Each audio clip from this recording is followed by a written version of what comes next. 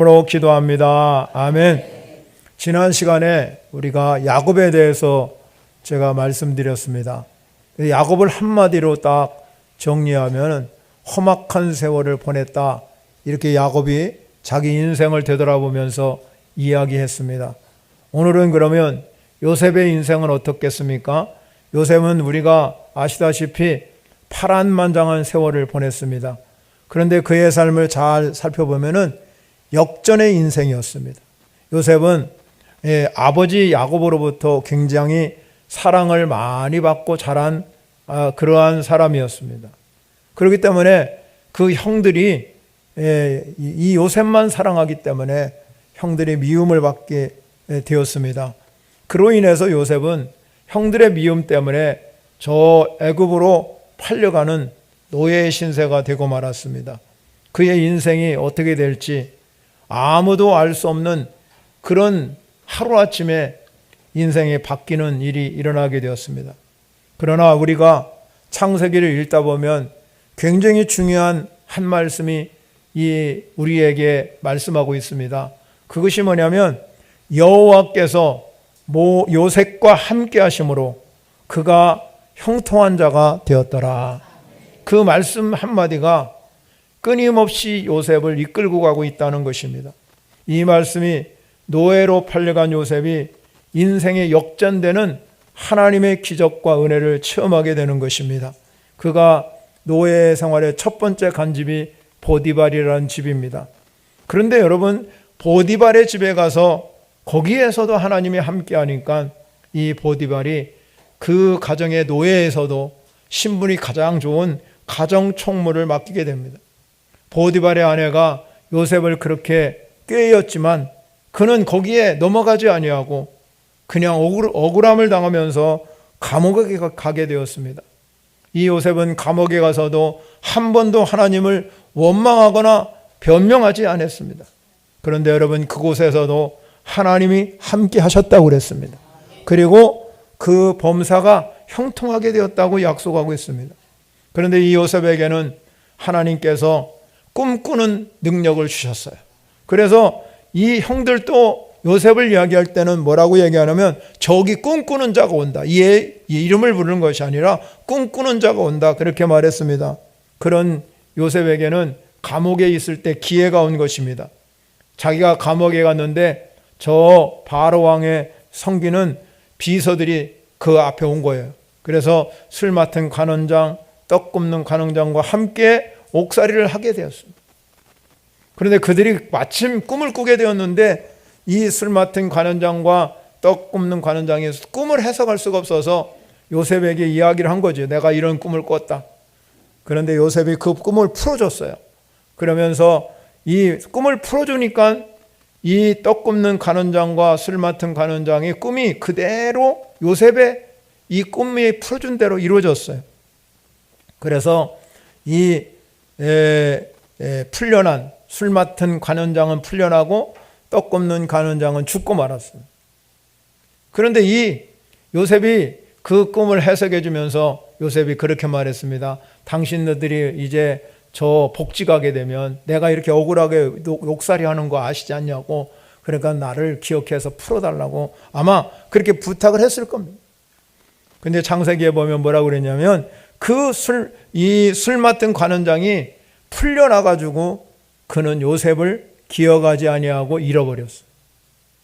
우리가 지극히 인간적인 모습입니다. 여러분, 살아가면서 우리는 많은 사람들에게 은혜를 받고 또 우리가 기억할 사람이 있는데도 우리는 대개 다 기억하지 아니하고 잃어버리고 말 때가 너무나 많습니다.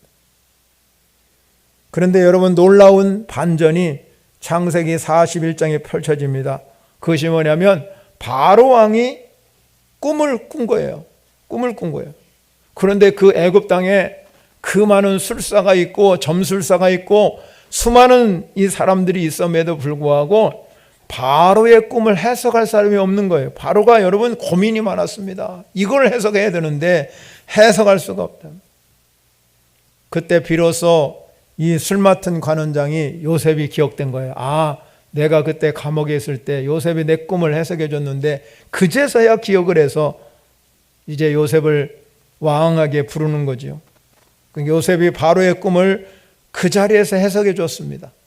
그래서 요셉은 그 꿈 해석을 통해서 하나님이 그를 이 감옥에서 풀려나게 하시고 애굽 나라, 이방 나라 총리까지 되게 하셨습니다.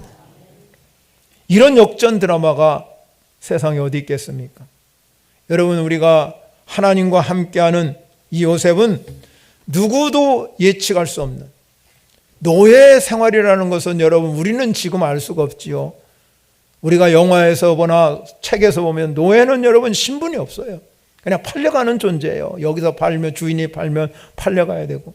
그래서 그들은, 여러분, 신도 신고 다니지 않아요. 신이 없어요. 그런데 여러분, 그 노예 생활에서 풀려난 이 요셉이 애굽 나라의 총리가 되었다는 것은, 이거는 있을 수 없는 사건이에요. 그런데 하나님이 함께하니까 그런 일이 일어나더라, 이 말입니다. 여러분, 우리가 살아가면서 중요한 게 뭡니까? 이 요셉에게, 여러분이 창세기 37장과 50장까지 읽어가면서 요셉 이야기가 나오는데, 여러분이 집중해서 묵상할 것이 뭐냐면, 하나님이 함께하는 사람은 인생이 역전하는구나. 그래서 요셉은 꿈대로 7년 풍년이 들게 하시고 7년은 흉년이 들었지만, 요셉이 이 애굽 총리에게 여러분 꿈을 그대로 해석한 대로 미리 그걸 준비하게 돼요. 그런데 여러분, 요셉의 생애 중에서 잊지 못할 한 사건이 뭡니까?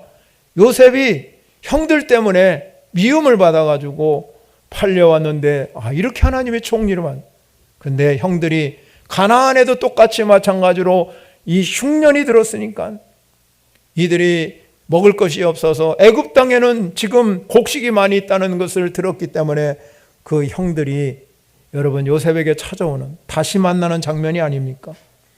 여러분, 요셉이 생각할 때는 얼마나 그들이 미웠겠습니까? 여러분, 권력이 있습니다, 요셉은. 그렇기 때문에 형들이 여러분 이 가나안 땅에서 와가지고 자기를 만나는 순간 얼마나 여러분 그들을 여러분 해코지 할 수도 있잖아요. 요셉은 형들을 보는 순간에 여러분 그 앞에서 이 자기를 밝히는 순간에 형들은 깜짝 놀랐을 거 아닙니까? 무서워 벌벌 떨려. 우리를 어떻게 할지 모를 줄 아네.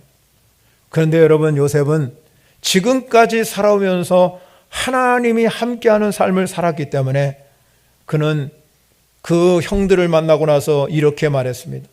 당신들이 나를 이곳에 팔았다고 해서 근심하거나 한탄하지 말기로.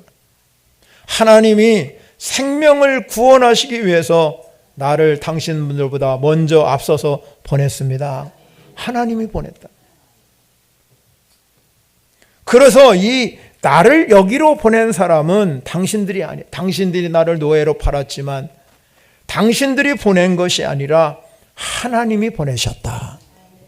그래서 하나님이 나를 바로에게 아버지로 삼으시고 그 온 집의 주로 삼으셔서 내가 애굽 땅의 통치자로 삼으신 분은 하나님이다. 형들에게 그렇게 고백했어요. 얼마나 멋있습니까? 자기 권력을 가지고 형들을 죽일 수도 있고 해코지할 수 있지만 전혀 그러지 아니하고 요셉은 삶을 보면 하나님이 함께하는 삶을 살았기 때문에 마지막에 형들을 보고도 하나님이 자기를 앞서 보냈다고 이야기하는 거예요. 요셉은 자신이 정말로 얼마나 하나님 앞에 은혜를 입고 살았는가를 아는 사람이라는 거죠. 그래서 형들에게 이제 집에 돌아가셔서 아버지를 모시고 그리고 내가 예비한 땅, 이 고센 땅에서 사시기를 바라. 그런데 여러분, 그 야곱과 가족은 70명이라는 사람이 고센 땅으로 이주하여 살게 합니다. 여러분, 요셉의 생애를 볼 때 얼마나 여러분 억울하고 분하고 얼마나 원통스럽겠습니까? 형들을 원망스럽겠습니까? 그러나 요셉은 그 모든 삶의 진행 과정을 보면서 너무나 힘들 때도 있었고 어려움 당할 때도 있었지만 하나님이 일하심을 본 줄 믿으시기 바랍니다. 그리고 그는 하나님 앞에 믿음의 고백을 드리는 거예요. 그의 인생이 하나님과 함께 하셨고 그의 길을 하나님이 인도해 주셨고 하나님이 지금까지 역사하셔서 축복하셔서 나를 애굽의 총리가 된 것은 엄청난 하나님의 은혜의 경험인 줄 믿으시기 바랍니다. 그래서 그 은혜를 알기 때문에 형을 만났을 때 그 막강한 권력을 이용해서 형들을 골탕먹이나 해코지거나 감옥에 집어넣지 아니했다는 것입니다. 오직 이 요셉은 하나님 앞에서 살아가는 그 삶의 방법을 알았습니다. 우리가 그렇잖아요. 여러분 인생에 하나님이 함께하는 인생이 되시길 바랍니다.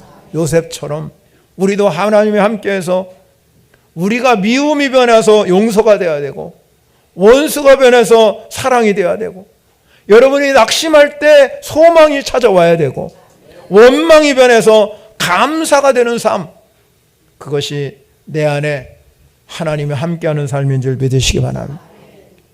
우리가 진정으로 여러분이 하나님의 사람이라고 고백한다면, 나는 진정으로 하나님과 함께하는 사람이라고 고백한다면 요셉과 같이 우리도 늘 하나님 앞에서 어떻게 살아갈 건가를 생각하며 살아가는 저와 여러분이 되시기를 바랍니다. 오늘 히브리 기자는 이런 귀한 요셉의 생애를 다 빼놓고 요셉의 생애 마지막에 임종시에 그가 했던 말 한마디를 이 히브리서 기자는 한 절에 요셉의 믿음을 소개하고 있습니다. 그럼 왜 한 절에 이 한 절에 요셉을 한 절로 딱 표현했잖아요. 오늘 히브리서 11장 22절에 딱 한 절로 요셉을 표현하고 있다 이 말입니다. 그러면 요셉의 믿음의 고백은 뭘까? 첫 번째 우리가 이 요셉의 믿음의 고백을 살펴볼 때 중요한 게 뭐냐? 믿음은 죽음을 이기는 신앙이라는 것. 이 히브리서 기자가 야곱을 표현할 때는 야곱을 죽을 때 그렇게 표현했고, 또 이 요셉을 표현할 때는 요셉을 뭐라고 표현하냐면 임종시라고. 그렇게 이 야곱을 표현할 때하고 요셉을 표현할 때에 약간의 차이가 있어요. 죽을 때 임종시. 우리가 이 히브리서에 나와 있는 헬라어를 봐도 앞에 죽을 때라는 단어하고 임종시라는 단어가 달라요.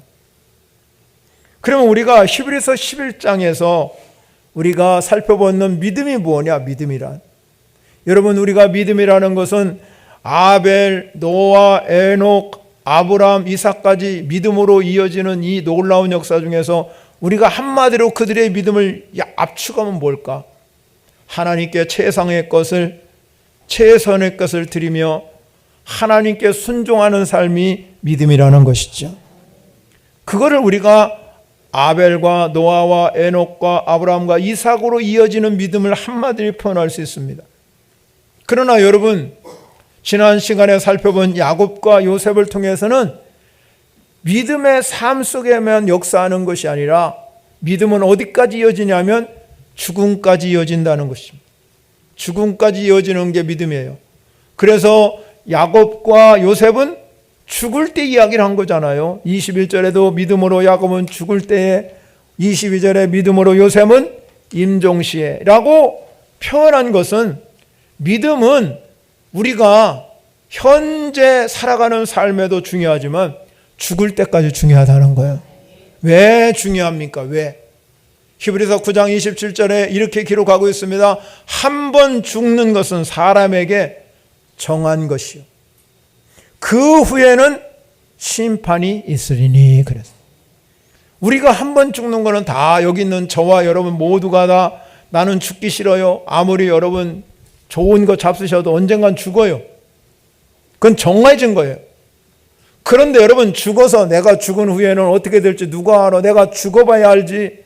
그런 사람도 많이 있어요. 죽은 후에 누가 생각하고 삽니까? 그러나 성경은 우리에게 정확하게 증거합니다. 죽은 후에는 심판이 있으리니. 그래서 그렇다면 야곱도 요셉도 마찬가지잖아요. 죽는다고 표현해서 있죠. 죽는다고. 그런데 야곱은 죽을 때라는 말과 이 요셉이 죽을 임종시라는 말은 약간 차이점이 있어요. 임종시라는 말은 어디에 더 강조점이 있냐면 그 후에 심판이 있다. 이게 강조점이었어요. 즉 말하자면 이 요셉이 임종시라는 말은 결산의 강조점이 결산에. 우리는 누구나 다 주님 앞에서 심판대에 서게 돼요, 여러분. 믿는 사람이나 믿지 않는 사람이나 다 심판대에 서요. 아무도 심판대에 서지 않을 사람은 하나도 없어요. 그래서 그 후에 심판이 있는 거예요. 죽은 후에 무슨 일이 벌어질까? 여러분, 심판이 있다는 겁니다. 그 말은 무슨 말이면 우리가 삶을 반드시 결산할 날이 있다는 것입니다. 우리의 삶을 결산할 날 어떤 모습으로 우리가 쓸까? 성경에 보면 이런 말이 있어요. 고린도전서 3장 12절부터 15절 보세요.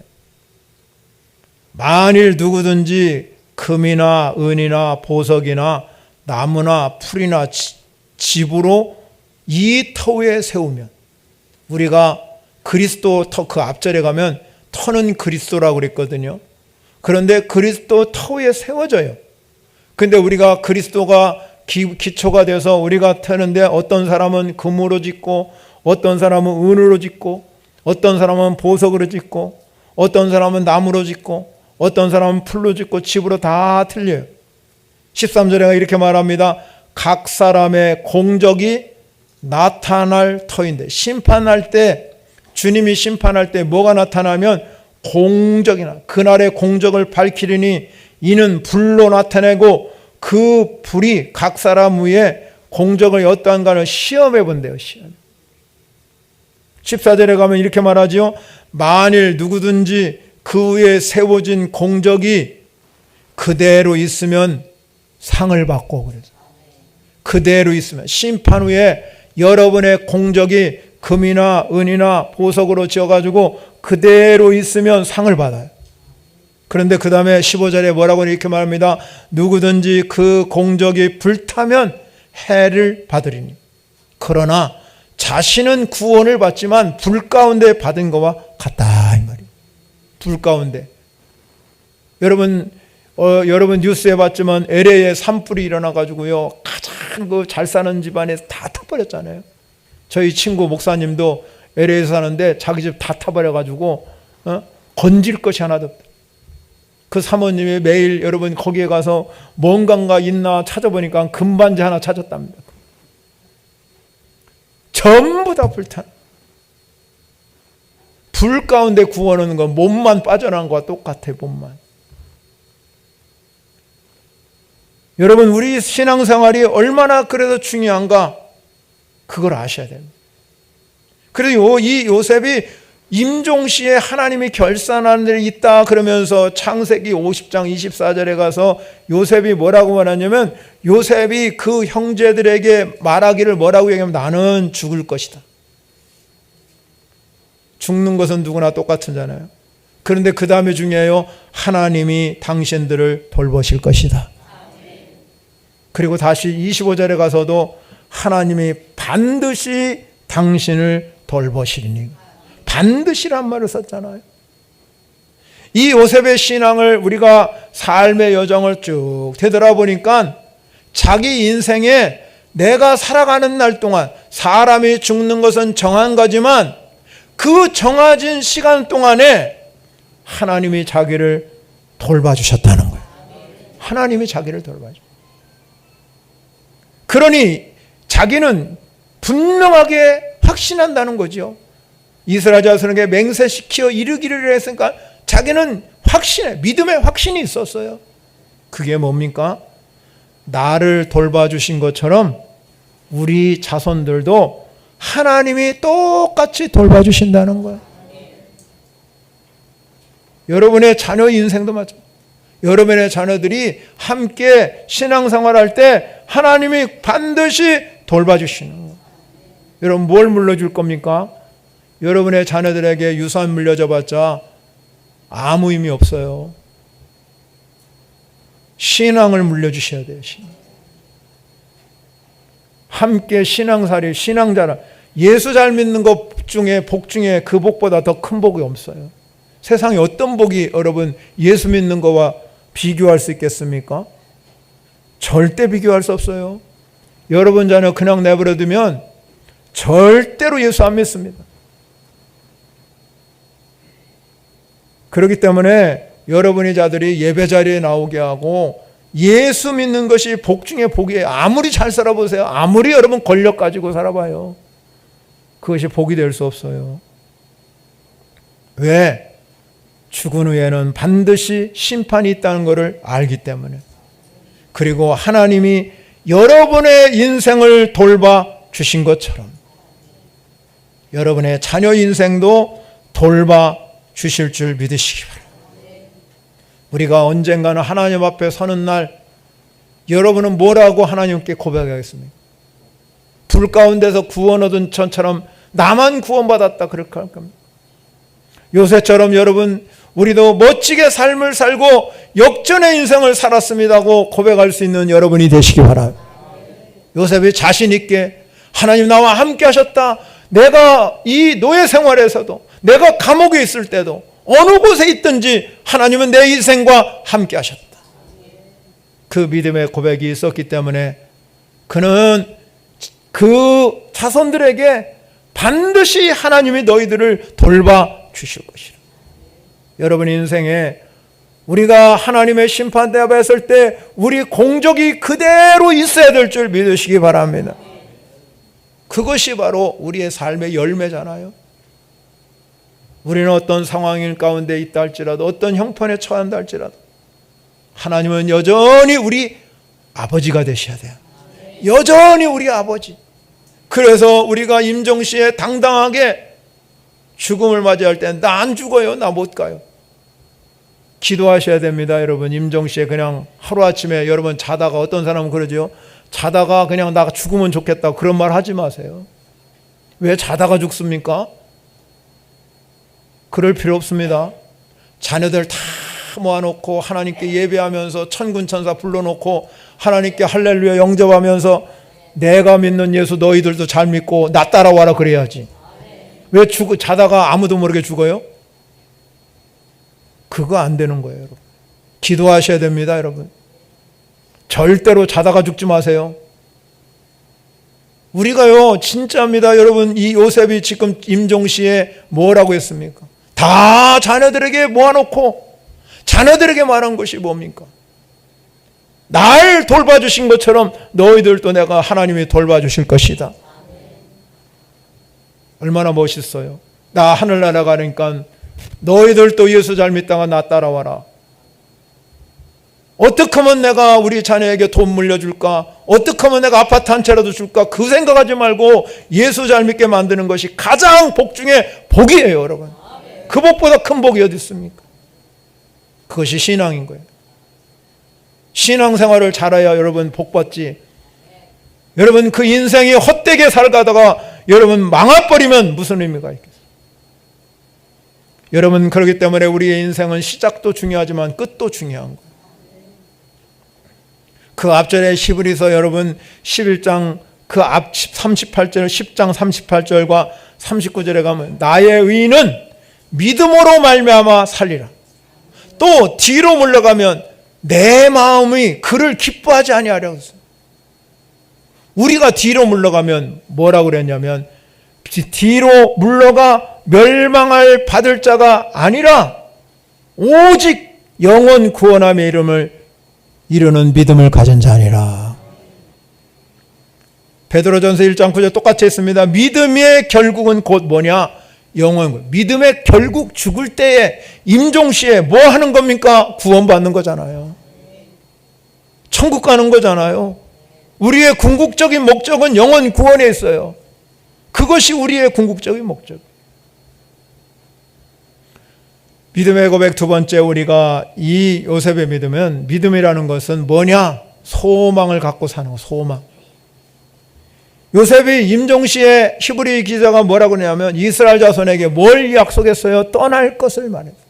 떠날까? 떠나라 그랬어요. 떠난다는 의미는 우리가 출애굽기를 이야기합니다. 출애굽이라고는 이야기해요. 출애굽.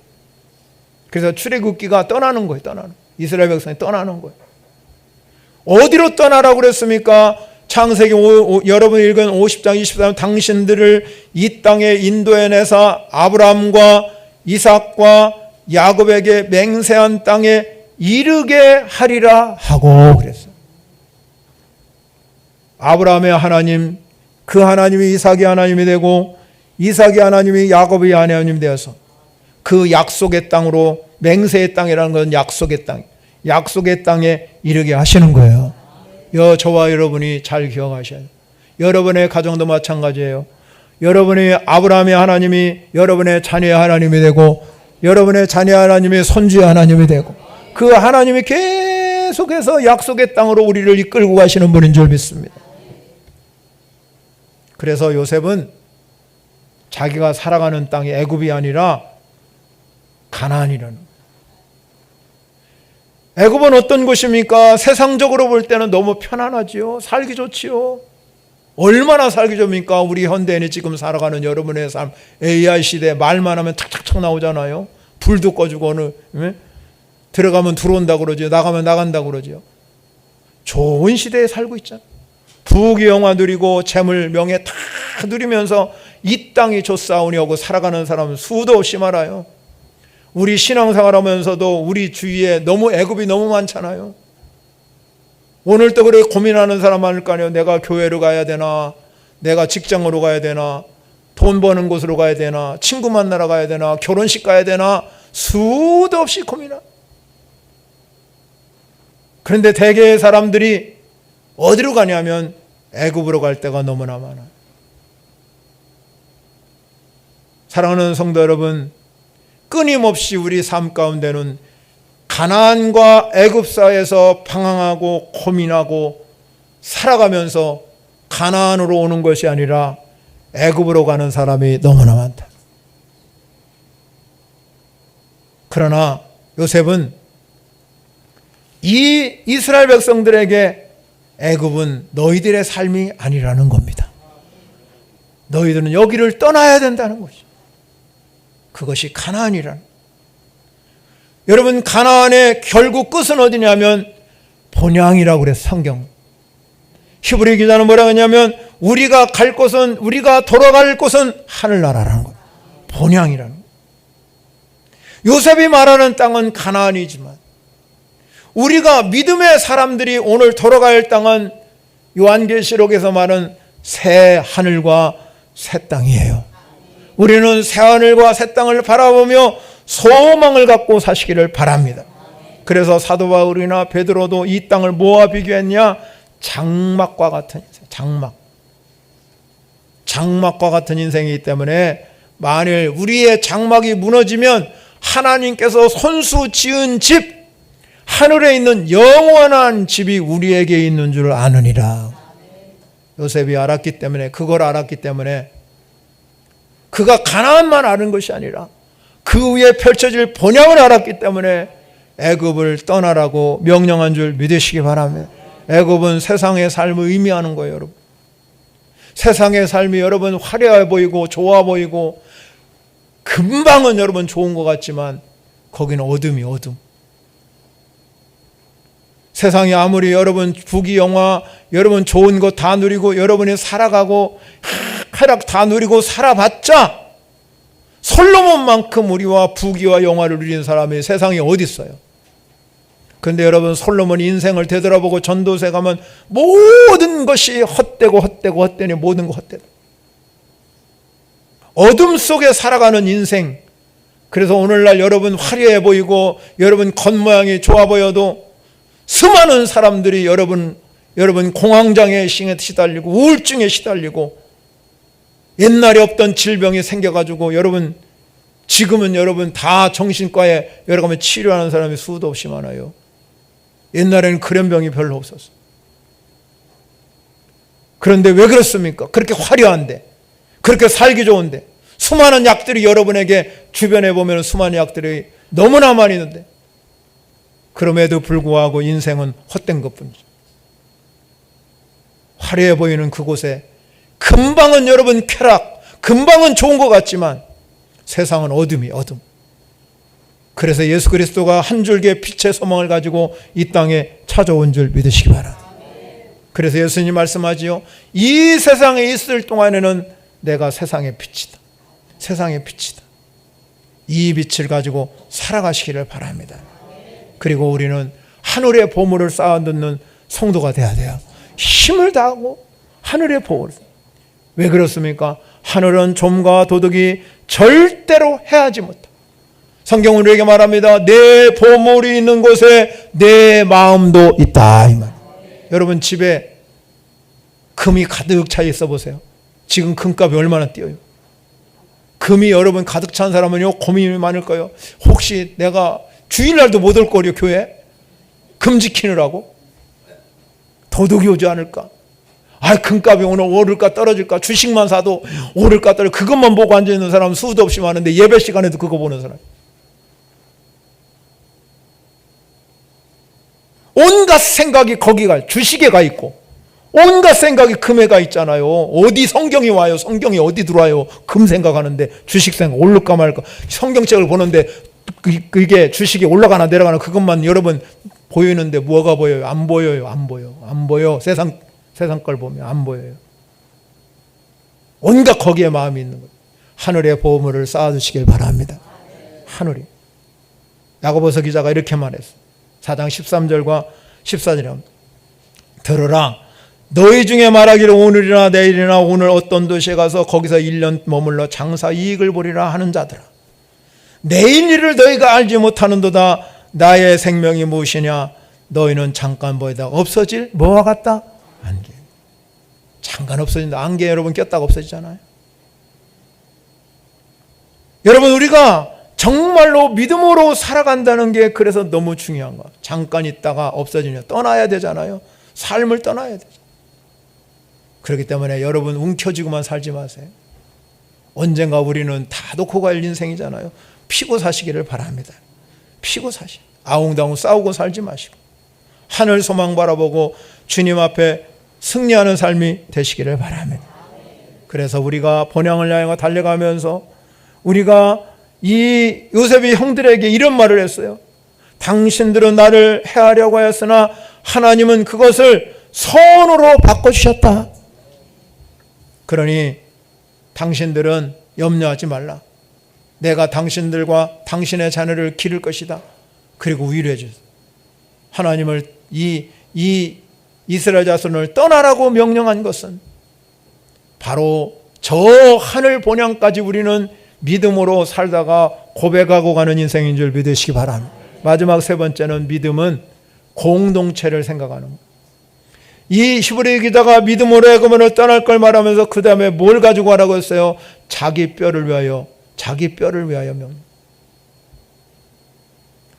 창세기 25장 25절에 가면 당신들이 여기에서 내 해골을 메고 올라가겠다. 해골이라고 얘기했어요. 즉 이 말씀은 무엇이냐면 믿음은 한 개인을 영원 구원이잖아요. 우리가 한 개인이 구원한다고 말씀하고 있지만 더 나아가서는 공동체를 살리는 게 믿음이에요. 즉 바울이 이렇게 말합니다. 주 예수를 믿으라 그랬잖아요. 그리하면 너만 구원받는 게 아니라 내 집이 구원을 받으리라. 한 사람이 살아나면 그 가정이 살고 국가가 살고 민족이 살고 공동체가 사는 거잖아요. 그런데 어떻습니까? 신앙의 비극이 뭐냐? 이기적인 삶이죠. 하나님 생각하지 아니하고 자기만 생각하고 가족을 생각하지 아니고 자기만 생각하고 이웃 생각하지 나만 생각. 성도 별로 생각하지 않자 나만 생각. 내 이익에만 생각. 내가 이익되면 가고 이익 안 되면 살짝 빼앗아. 이게 믿음의 비극이에요. 이기적인 믿음이 얼마나 무서웁니까? 일본의 유명한 내촌감상이라는 사람이 이렇게 말했습니다. 자기만 위하여 살아가는 사람을 이기주의라고 부르지만 그건 너무 좁다는 거예요. 남을 위해 사는 사람은 이타주의 삶이라고 그러지만 그것도 좁다는 거예요. 넓히십시다. 민족을 위해 사는 사람을 민족주의라고 그러지만 그것도 좁대. 넓힙시다. 인류를 사는 사람은 휴머니스트라고 그러는데 그것도 좁다며 넓히라는 거예요. 그럼 뭡니까? 우리 그리스도인은 세계를 품고 하나님의 영광을 위해 사는 사람이 그리스도인이랍니다. 그렇습니다, 여러분. 우리는 세계를 품고 가는 사람이잖아요. 세계 비전을 가지고 달려가는 사람이 그리스도인이에요. 그런데 자기의 관점에서만 보고 자기 틀 안에 갇혀가지고 자기 것 외에는 베풀 줄 모르고 어떻게 세계 비전을 봐요. 영안이 열려야 될 줄 믿으시기 바랍니다. 여러분에게 믿음이라는 것이 뭡니까? 내 성취가 아니에요. 예수님이 말씀했잖아요. 나를 따라오려거든 자기를 부인하고 자기 십자가를 지고 나를 따를 것이라고.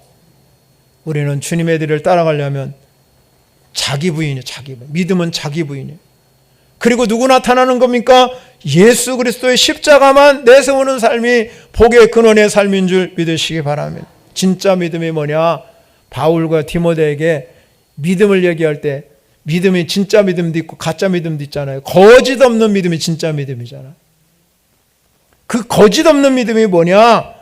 남을 생각하고 공동체를 생각하고 나라를 생각하고 민족을 생각하고 나만 잘 살면 되지 나 중심으로 사는 것이 아니라 우리는 공동체를 생각하는 삶의 모습이 저와 여러분의 모습이 되어야 될 줄 믿으시기 바랍니다. 그것이 바로 요셉이 오늘 이야기하는 자기 뼈를 위하여 명하였다. 이 해골을 가지고 올라가라는 것을. 그래서 우리의 믿음은 자기 희생이요 자기 포기인 것. 그래서 늘 믿음으로 사는 자는 어떻게 하면 내가 하나님을 기쁘게 할까? 어떻게 하면 하나님께 충성할까? 그리고 고민하고 사는 자가 믿음으로 사는 자인 줄 믿으시기 바랍니다. 그래서 믿음으로 사는 사람은 우리가 세상을 살아가면서 오직 하나님께만 영광 올리는 삶인 줄 믿으시기 바랍니다. 오늘 우리에게 필요한 게 뭡니까? 요셉의 믿음이에요. 요셉. 나보다 하나님을 생각하고 하나님 나라를 생각하고 하나님의 공동체를 생각하는 그 믿음. 그래서 요셉의 인생에 하나님이 함께한 것처럼 여러분의 인생도 하나님이 함께 하셔서 자신 있게 내가 자녀들에게 옆에 사람들에게 내가 인생을 살아보니 내가 믿음대로 살아보니 하나님이 내 인생을 돌봐주시더라. 그 믿음이 여러분에게 있어지기를 바라고 그 확신이 있을 때 내가 우리의 후손에게 내가 인생을 살아보니 내가 하나님의 뜻대로 살아보니 하나님 나 돌봐주시더라. 필요에 따라 채워주시고 하나님이 나를 여러분 부르신 이유가 바로 거기 있잖아요. 요셉을 총리로 만들 수 있는 이유가 어디 있겠습니까? 하나님이 함께 했기 때문에 그런 일이 일어난 줄 믿으시기 바랍니다. 그래서 임종씨 마지막에 해고를 부탁한 이유가 뭐냐? 믿음의 확신이에요. 믿음의 확신. 그래서 요셉이 창세기 50장 25절에 요셉이 이스라엘 자손에게 맹세시켰다는 걸 믿음의 확신. 여러분 우리가 하나님 앞에서 지난 날을 되돌아보면 여러분의 수많은 역경과 수많은 어려움 속에서도 우리에게 주신 요동치 않은 믿음이 있어야 될 줄 믿으시기 바랍니다. 두 마음을 갖고 사는 것이 아니라 오직 소망을 가진 믿음, 반석 위에 굳건히 세워진 믿음. 오늘 저와 여러분이 그 믿음의 고백이 있어야 될 줄 믿으시기 바랍니다. 우리는 여러분 상황에 따라 변질되는 그런 믿음이 아니에요. 기분에 따라서 좌우되는 믿음이 아니고 환경에 따라서 달라지는 요동치는 믿음이 아니라 오직 예수 그리스도 그분이 나의 구세주요 주인입니다. 그러면 그렇게 고백하면 여러분이 늘 하나님이 함께하는 믿음이 될 줄 믿으시기 바랍니다. 그래서 여러분의 인생이 저 시냇가에 심은 나무가 철을 따라 열매를 맺고 그 잎사귀가 마르지 않 같으니 그가 하는 모든 일이 형통할 것이다. 그것이 바로 요셉이에요. 요셉의 믿음이 여러분의 인생의 믿음이 되어서 믿음의 고백이 날로 매일 쌓여서 내 확신 가운데 내 인생 하나님이 함께하네. 그러니 하나님이 내 인생을 돌본 것처럼 여러분의 자녀 인생, 여러분의 후손의 인생 우리 모두가 하나님의 놀라운 그 축복이 임하시기를 축원합니다. 찬양을 영광 올려드려서 말씀을 생각하면서 찬양합니다.